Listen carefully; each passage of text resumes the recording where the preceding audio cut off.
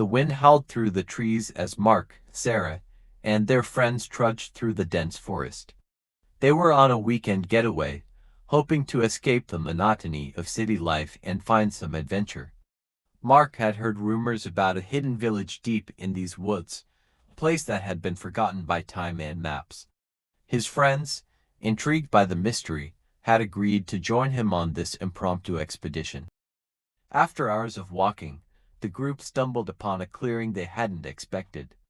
In the center stood a weathered wooden sign, barely legible through the overgrowth, reading Eldershire. A sense of eerie excitement swept over them. They exchanged glances, their curiosity piqued. The village itself was quaint and picturesque, seemingly untouched by the modern world. The houses were charming but appeared abandoned, their paint peeling and windows dusty.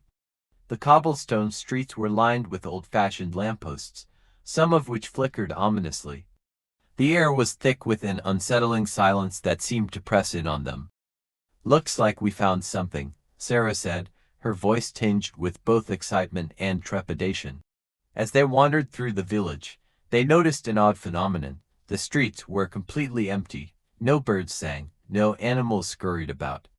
The only sounds were their footsteps echoing off the cobblestones and the distant creak of an old sign swinging in the wind. "Maybe it's just a really quiet place," Mark suggested, trying to rationalize the eerie atmosphere. They continued exploring, finding that the houses, while intact, were filled with dusty, abandoned furniture and cobwebs. The sense of being watched grew stronger with each step.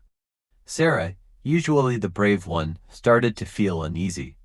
She kept glancing over her shoulder, certain she saw shadows flitting between the houses. The group decided to split up to cover more ground. Mark and Sarah went towards the old town square, while their friends, Lisa and Tom, headed towards what looked like a library at the end of the street. Tom hesitated but nodded. They descended carefully, their flashlights barely piercing the thick darkness. At the bottom, they found a small, dimly lit room filled with old records and strange artifacts. One particular artifact caught their eye, a dusty, ornate box with an intricate lock. As Lisa reached out to touch it, the temperature in the room plummeted, and an oppressive silence settled over them. Tom's flashlight flickered, casting eerie shadows on the walls. They exchanged nervous glances but decided to leave the box alone and return to the surface. Back in the town square, Mark and Sarah began to feel an increasing sense of dread. The shadows around them seemed to move on their own, and the silence was deafening. They tried to reach their friends via their phones, but there was no signal. The feeling of being watched intensified, and they hurried back towards the library to regroup. When they arrived, they found Lisa and Tom looking pale and shaken. "We need to get out of here," Tom said urgently. "Something is not right." As they turned to leave, they noticed the village had changed. The once empty streets now seemed to be filled with faint, ghostly figures.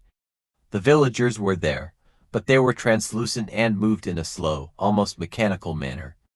It was as if they were stuck in a perpetual loop of their daily routines. Panic set in as the group realized that the village was not just abandoned, it was haunted. The ghostly figures seemed to follow their every move, their mournful eyes watching the intruders with a mix of curiosity and despair. Desperate to escape, the friends ran through the streets, but the village seemed to shift around them, creating a maze of familiar yet disorienting paths. Every time they thought they were nearing the edge of the village, they found themselves back at the center. Finally, they stumbled upon an old, overgrown path leading out of the village. As they hurried down it, they heard whispers and faint cries from behind. The ghostly figures seemed to be reaching out towards them, their hands stretching as if begging them to stay. The path led them back to the edge of the forest where they had first entered. As they emerged from the woods, the village disappeared from view. They looked back, but there was no sign of Eldershire, only dense forest and the familiar sound of wildlife.